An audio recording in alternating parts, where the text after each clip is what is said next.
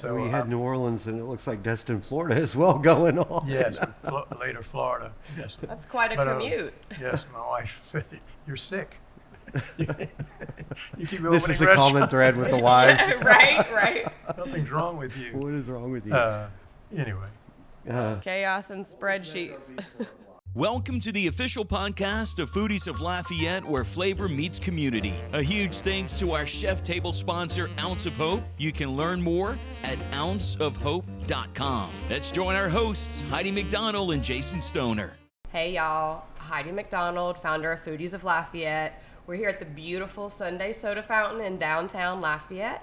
Here with my partner in crime, Jason Stoner, and we're so lucky today. Oh my goodness, y'all. I don't know how to tell you this if you don't recognize him. This is Charles Goodson, the Charley G. Okay? Oh my gosh. I know. My fangirl is just off the charts right now. I don't know what to do with myself. So excuse me if I get a little bit excited today. And Mr. Goodson, thank you Charley, so much for being here. Thank you. Welcome. We're here today thanks to our sponsors. We were actually just talking about Seth. It was all good because you're the bomb. Thank you, Seth. Logic Refrigeration, and especially Colin Bercier with Ounce of Hope. If y'all don't know, go check out ounceofhope.com. We've got some of the seltzers up here. He's got a lot of the products, all completely organic. He does everything aquaponically. You can tour the facility. It's really, really neat. There's pictures of it. You can see the koi fish that he uses, and it's a really, really neat process. I'm kind of a science nerd, if you didn't know. So. Great product. Yeah, It's really hard to find fantastic. right now. Yeah, it is. If you didn't know, they've kind of been sold out around town. Normally, you can get it at Marcello's, Total Wine, and the Rouses had them. But as of this morning, I think they were all sold out. So y'all get them restocked if you don't mind. Thank you. Anyway, back to where we were. I want to get a little bit of background. Jason, I know you had some questions too, just historically speaking, but what I think we both know you for at this point, and most of Lafayette, is Charley G's, but that's not where you started out. No. So originally, before the multiple restaurants and the multiple locations in multiple cities, there was a guy that was a student at UL for engineering, right? Yes, and he did not know how to study.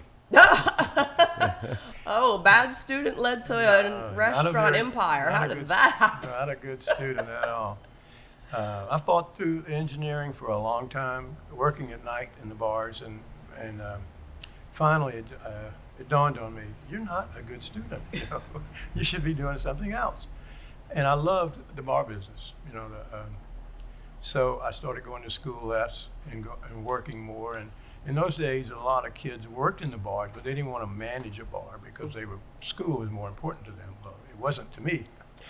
So I took the managerial jobs and gradually just quit going to school altogether. And, Was your first job the keg? my first job was at the Keg in 1967. They had just opened maybe a year. And I stayed there for about a year. And one of the partners left the group and opened his own place, and he called it Uncle Pete's at the time on General Mouton, which is the Bulldog now. And so I left with him, and he offered me a managerial job. I think 25 cents an hour, maybe. Wow. and a six-pack of beer when you left. That was Preston Guidry. And Oh, love Preston. yeah. Around the time you were waiting tables as well? After I left Pete's, I went to the Beef and Ale restaurant, probably 69, maybe 70, and waited tables there. And the owner was a close friend of mine already, Earl Abear, and he and I were real close friends. And I was looking for a little bar to open up of my own. And so one day he just rode with me while we were looking, and we came across the building where most recently Café Vermilionville was, and it was a closed down restaurant concept. And we went in there and just opened a business together without even, we went straight to the landlord and signed a lease from that building. So that was my first ownership with Early there. You know, I'm not originally from Louisiana. My parents are, but I was born in Alabama, and we gravitated back. Montgomery is it? Yes, Montgomery and Selma. I lived most of my life in Selma and a little bit in Montgomery. Anyway, they were from Louisiana. They got a chance to come back. I came back with them after I went into the service because they asked me not to come back to school over there as well. So anyway, I came to Louisiana, and the Cajun culture and the oil field culture was so strong in those days. Wow, I mean, they were entrepreneurs everywhere. Mm-hmm. Cajun people are so entrepreneurial, and the oil field as well. Yeah. So my very first boss was a Gilbo. My next one was a Guidry, and my third was an Abear. So I said, man, I got a PhD in Cajun engineering and entrepreneurship. They knew how to open businesses, you know. None of them had a college degree, but Cajun ingenuity at its finest. They knew how to open businesses and make them work. And I learned a great deal from those three guys. There's a lot of ways to make things happen. Yes. I love that. That was Judge Roy Bean's Yes. saloon Yes. that you opened there. Yeah. That eventually became Café V. Changed it into Café V in '81. Café Vermilionville. Yes, Café Vermilionville. And that, it looks like you partnered there as well. Yes, Ken Veron was working at the Keg when I did, and he was there a good long time, and he had a good managerial job, but he wanted to gravitate out of the bar business as my wife and I did as well. Mm-hmm. So in '81, he came in, bought Earl's part of the business, Earl Abear's part of the business, and we partnered up to open Café Vermilionville together. And around '85, we got an opportunity to spread our wings and go out on Ambassador Caffery, thinking that was going to be the next oil center. But well, with the mall coming up and everything else, yeah. Next door to us was Superior Oil, had about 90 people working there, and then next to that was Tenneco Oil. They had moved from next door to Judge. Oh, that's the one that has the Oh, helipad wow. on top. Yeah. So they had around 400 people reported to the building, maybe 200, 250 people in the building. By the time the fit out was done on our building, both of them were empty. They had left. Oops. And then they four-laned Ambassador Caffery about that time as well. So it was pretty lean times for us. So you opened Charley G's on Ambassador when everybody was leaving town. Don't forget to turn the lights out? Yes. Oh my goodness, I didn't realize that. Very, very brilliant businessman. But Ken and I were partners in the first Charley G's as well. We had both of them going, and it was just really tough times. So Trial by fire for sure. And we were trying to make it through. We had managers in both places, and we were going back and forth. And so we just finally we said, look, you take one of them, I'll take one of them. We'll split up the two businesses, and good luck to both of us. And we shook hands, and thank goodness both of us survived. I would have liked to stayed in the old building, the Café Vermilionville building. I had been there 15 years already. Beautiful. But the name Charley G's, it would be hard for Ken to take a place named Charley G's. Yeah. So makes sense. Makes sense. Yeah. So that's the way we split it up, and we remain close friends today. Well, that's beautiful. I love So that. what did that look like when you opened that up? Were you involved in the menu and? Oh yeah, Ken and I, along with whatever chef we had at the time, get their input, but a lot of hands-on with the menu. Yes. When did the gumbo come about? The famous gumbo. That was Pat Mold's idea, our original chef. He was at Café Vermilionville, and he moved over to Charley G's to become chef there. And that was his idea. He had a lot of input in the menu, the original menu there. And that was his dish. What an amazing chef. Yeah. And it got, after Pat left us and went on to bigger and better things, we had a chef Pops Boudreaux, that took up the making of the gumbo, and he kind of made it his own over the years. And he passed away a few years ago, but we still try to. He's not there, so it's never going to be Pops' gumbo, but we try to get as close as we possibly can. It was made with a lot of love. A lot of love, yes. I love that story. That's so amazing. I'm a gumbo girl.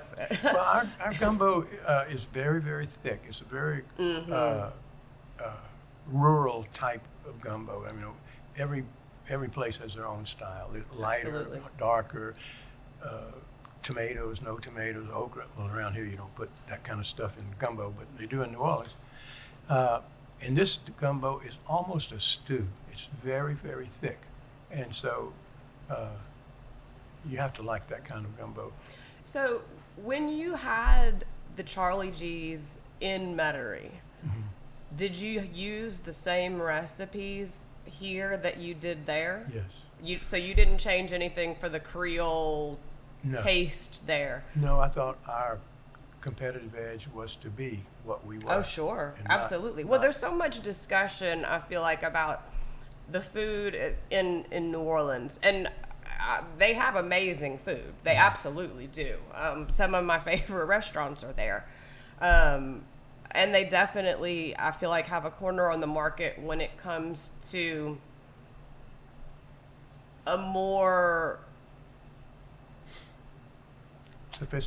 sophisticated and more traditional culinary education and experience. I feel like there's a lot more people that are going to culinary school rather than coming up through the ranks and earning their way in. Yeah. It's a little more traditional educationally, I feel like. Yeah, I can see that. Yeah. But when it comes to the soul, when it comes to the heart and the soul, like you were saying, it's not Pop's gumbo anymore. You try, but it's not quite. It's the je ne sais quoi.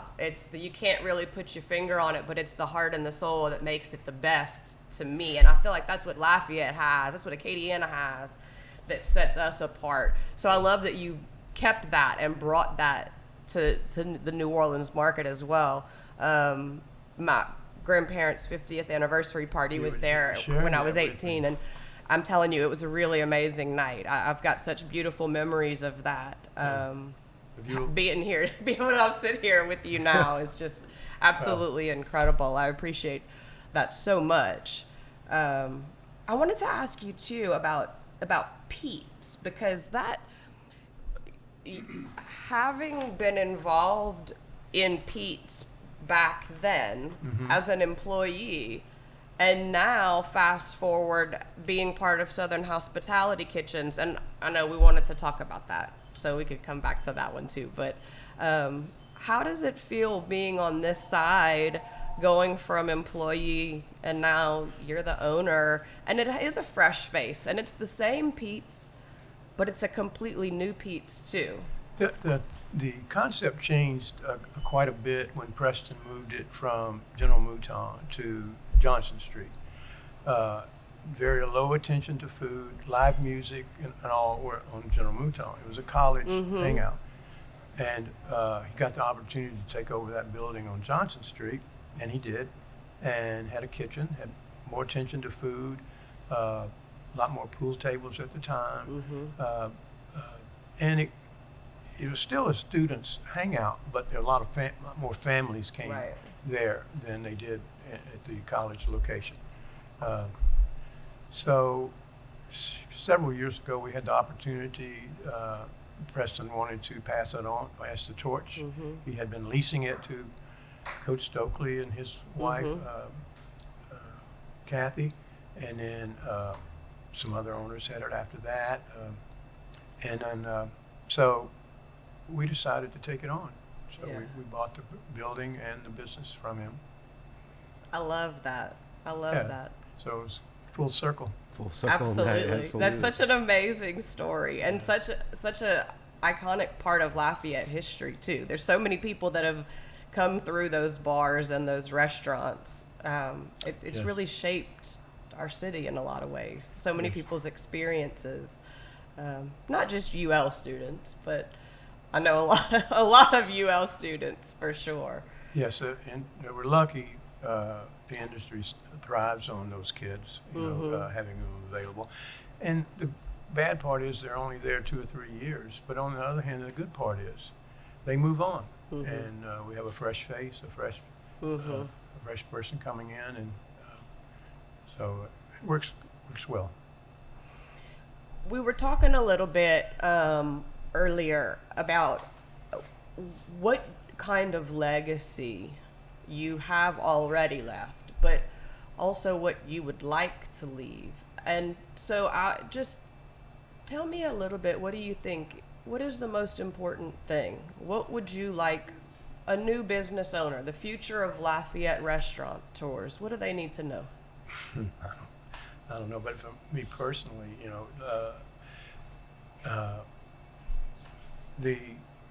I think it's downplayed the important part that the hospitality business plays in the development of young people. Not all of them stay in this business, and nor should they. But it is a really, really good place to start, to learn work ethic, to learn skills, people skills in particular.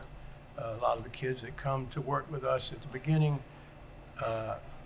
don't know how to really talk to people. They don't know how to look people in the eye and talk to them. Right. And they learn that skill in the restaurant business, in the hospitality business. And I think the one thing I would like to see is the restaurant industry as a whole get the due that it deserves on training and mentoring and developing young people as they do. Absolutely. And you've actually been able to see that and do that within your own family. Yes, both of your girls still work for you, don't they? They do. We office together in the same office room. Oh, how fabulous. Yes. Oh, I love that. Guess who's in charge, them. No, they've been with us since they were very young, starting off in menial jobs, waiting tables, bussing tables, hostessing, working in the kitchen. And they really worked their way up. Yeah, and they both graduated from college and came back to work with us full time, my wife and I. My wife passed away about 5 years ago, and she was really the glue that kept my business heading in the right direction all those years. I was waiting tables at the Beef and Ale restaurant when I met her, and she was hostessing there, and Restaurants are Match.com. Yes. We're learning that over and over. Yes, they are. And so we grew up in the industry together, my wife and I, and then our girls did as well. That's an amazing. And you have other employees that have stayed with you. Yes. Holly has been there almost 25 years. And as The chef, Chef Holly. Yeah. And now, she was one of the first female chefs in Lafayette, wasn't she? I think as getting the title chef, for sure, Yeah. the backbone of the kitchen were ladies for a long, long time. And but she is a graduate of John Folt's Academy at Nichols, and she came to work with us shortly after that and worked her way up. She came as a line cook. Really? Yeah. I didn't realize that. Yeah, and worked her way up to become wow. chef. And I think it's getting close to 25 years, 23 or 24. Must be doing something right. She is. She's amazing. She's amazing.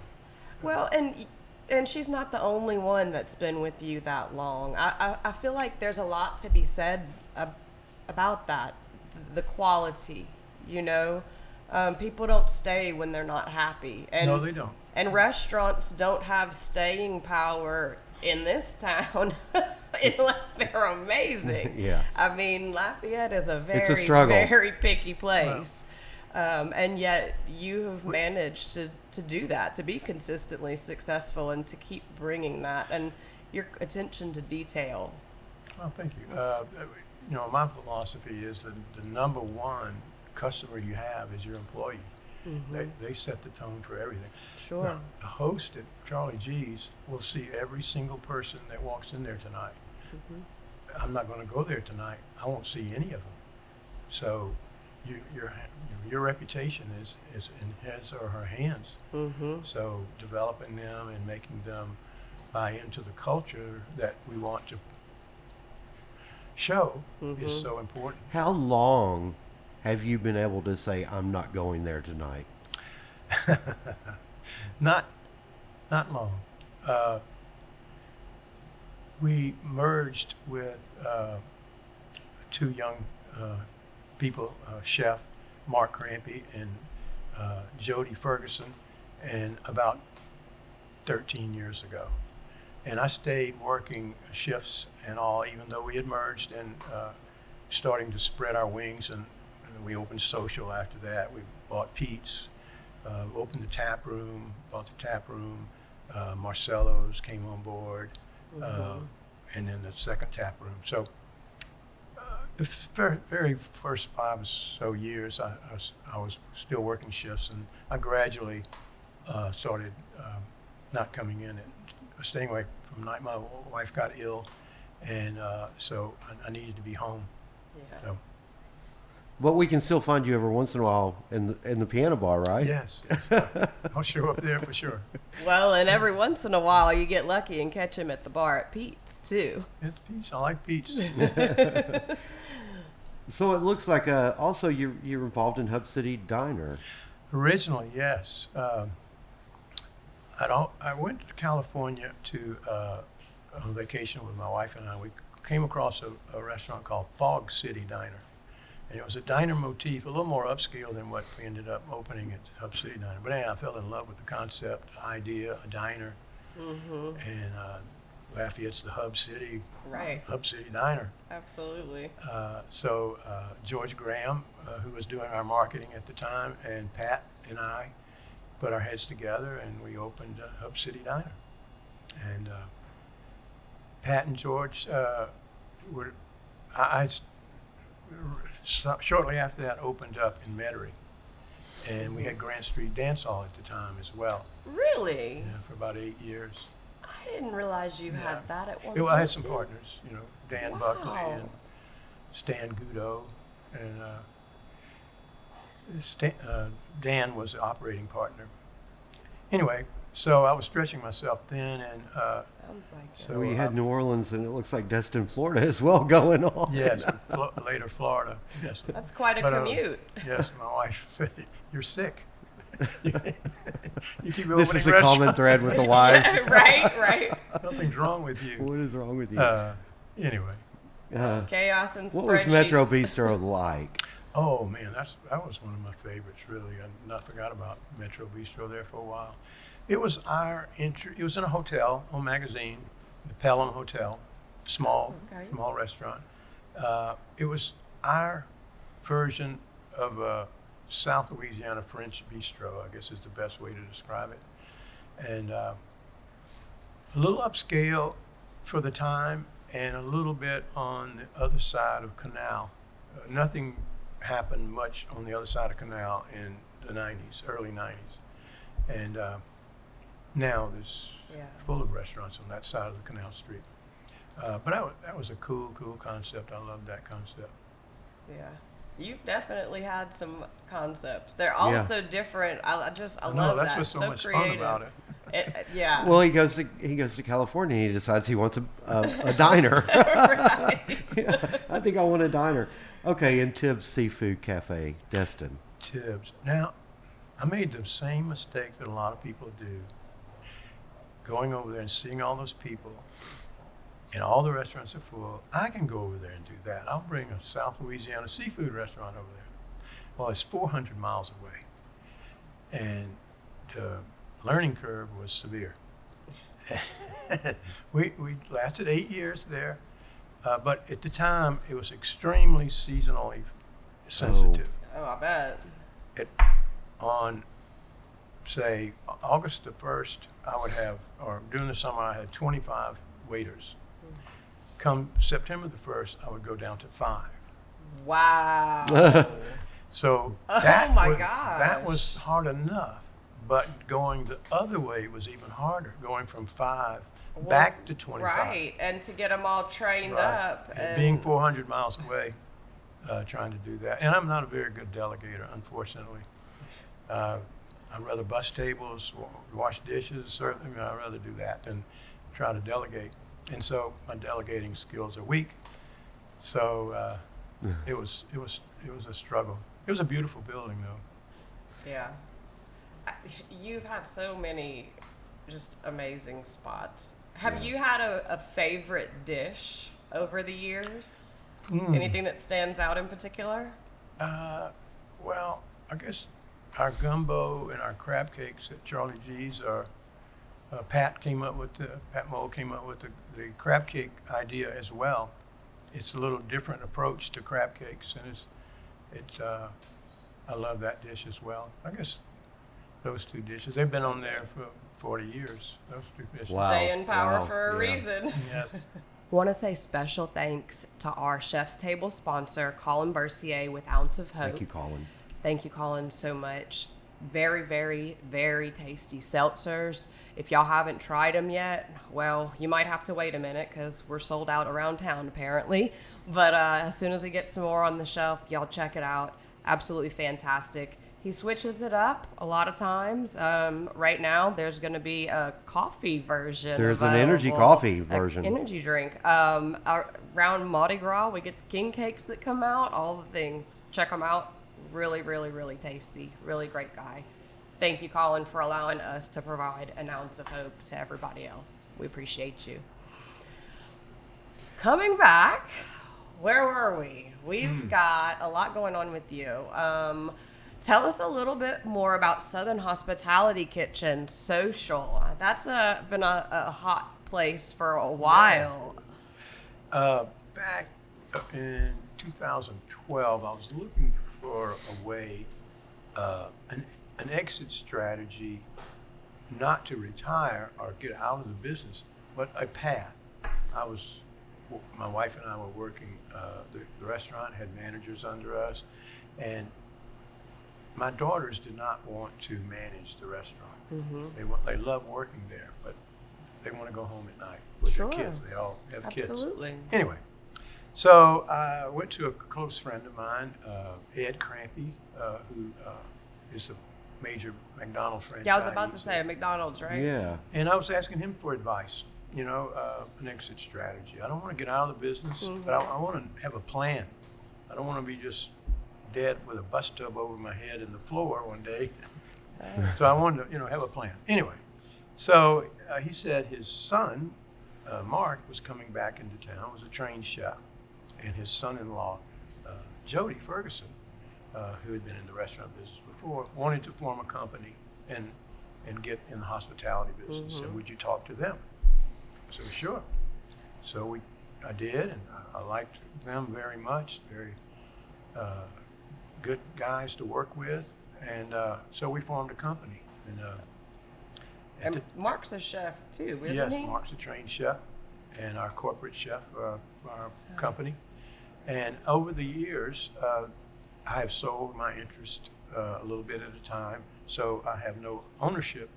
Only work for them now. I don't know what I am. Completely full circle here. Yeah.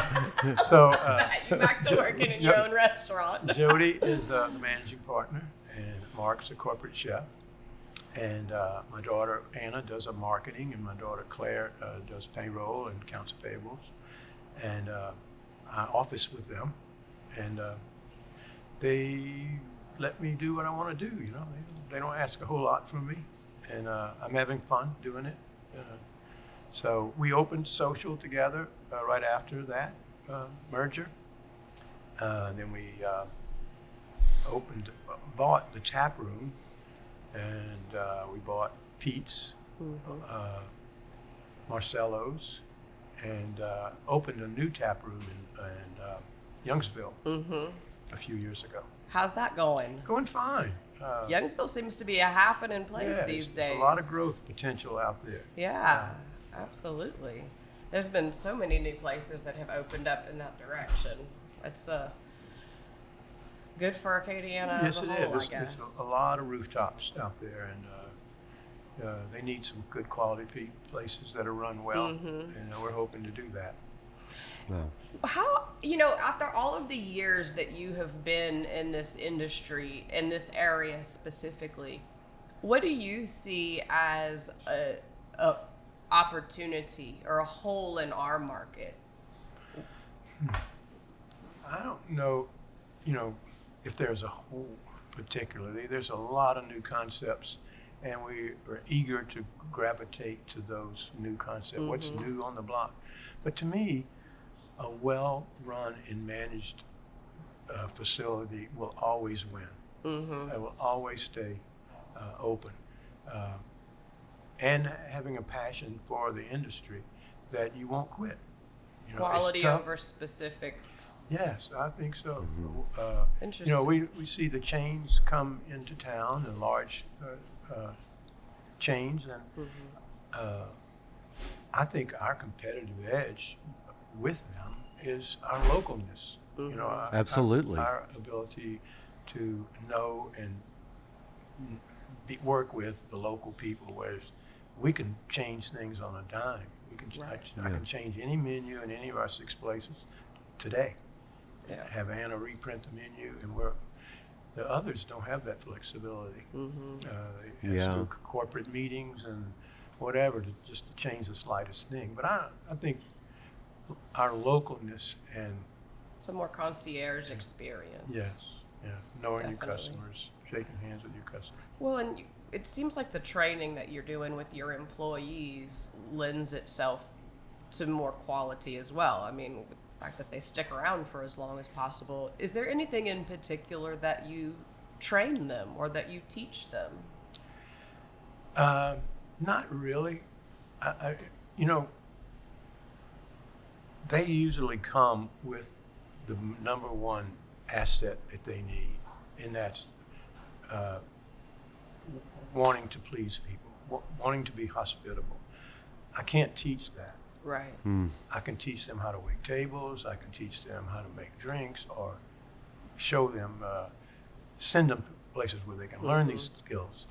But I can't teach them to be hospitable, to like to be around people, to have that passion for the industry. I can't teach that. It's interesting that you say that, because that's one of the things that Sullivan Zant from Vestal mentioned, is that a lot of his staff, or I think he said all of it, was not in restaurants before. They weren't waiting tables, and he trained them, but he chose them because of that. And that's a lot to be said for that. Yes. Hiring the right person for the job. Yep. It's, People skills is the most important thing. yeah. And the most important ability is availability. You got to show up. Yeah. You can't teach that either. Yeah. So, True. Very, very so true. It's, they come to work and have a good passion for the industry.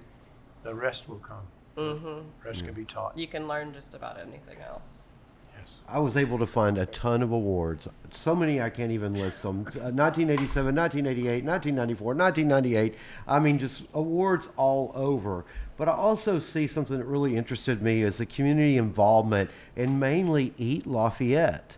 And that put a little new wrinkle in my brain. You were instrumental in starting Eat Lafayette to promote local eateries during the slow season. Yes. Wow.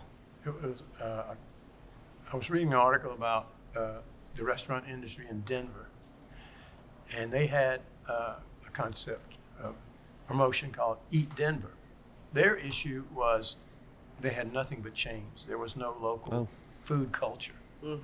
So they were trying to develop that. So in our case, we wanted to develop the summer business, where summers tourism goes down, conventions go down.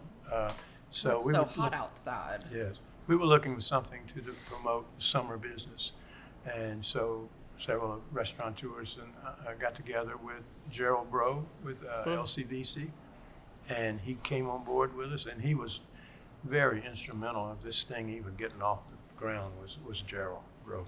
That's so And, amazing. Yeah, Culinary tourism is a whole new industry to Yeah. itself. I he mean, saw value in it and promoted it and helped us with it, and it's over 20 years now. well, and And what a it great started- idea for Lafayette of all places, or Louisiana, really. I mean, it's not like you can get outside and do anything in the heat of the summer, but my goodness, we can definitely travel to different restaurants and Yes, you taste all the can. good food. And the we're known program for. still goes on. Yeah. It's hundreds each summer now instead of just 18. So, Absolutely. Yeah. wow. It looks like you also participated in the Louisiana Restaurant Association I did. I was in a lot of different roles. not a different role. It was a real instrumental to my development in the industry, the Restaurant Association. I highly recommend any young restaurateur or someone getting in the business to be a member of the Restaurant Association. Louisiana Restaurant Association is a very, very valuable tool, and I credit a lot to rubbing elbows with the people that were in that association. Sure. Absolutely. Yeah. Peers. Yes. Really. It sounds like you've done a really good job over the years of capitalizing on different opportunities and turning them into something more. That's I don't pretty know, I just special Trying ability. to have fun. I do see opportunities, and some of them don't work. But But you don't give up. It hasn't stopped you from trying the next thing. go back to that stubborn gene. No, I have tried several concepts, and it's been a lot of fun. A lot of fun. That's awesome. What's been the most important thing that you've learned along the way? Keep the family together. That's a big one. Yes. Yeah. That's a big Keep the one. family And that's a hard one in that In industry. the With the restaurant business. hours that go into that, that's a Yeah. lot. It would help that both my wife Dell and I were in the same industry, because they immediately understood the commitment and the Sure. time. If one of us had been in another industry and the other trying to do the hospitality, it's harder to translate, because you don't see the need. Why do you have to be there till midnight tonight? Kind of Yeah. Yeah. But Right. when your spouse is Is right exposed there to the with you. industry, he or she knows. And y'all were commitment. married for how long?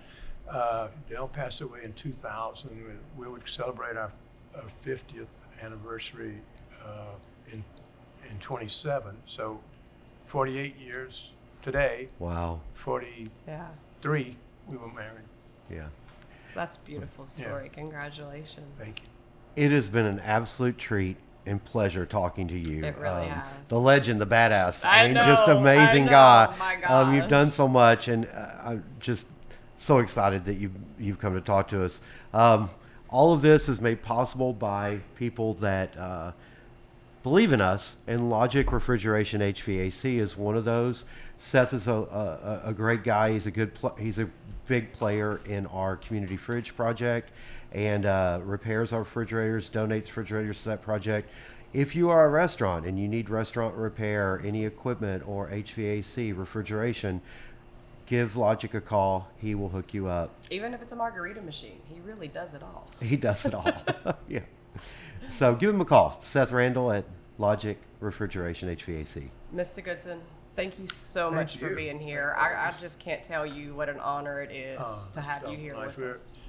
celebrating our 40th year this month and next month. Mostly August and September, we're going to have some promotional things coming out, some parties. And Oh, wonderful. we're trying to put 40 together- years at Charley G's. put together a scholarship for LCC. Oh, wow. Oh, wow. That is great. So that's in the works. We haven't, my daughter Anna is working on that, to put an endowment of some sort together for a student there. That is So, beautiful. The Thank you details for have not been sharing. worked out, but that's our goal. That's fantastic. I That's love amazing. that. Yeah, that's Thank amazing. you for all that you do. Thank you so much. You're welcome. We loved having you. Thank you. Enjoy it. Thank you for coming. Thank y'all for being here. We love you. Let's eat. Make sure to subscribe on Apple, Spotify, or YouTube. And thanks again to Ounce of Hope.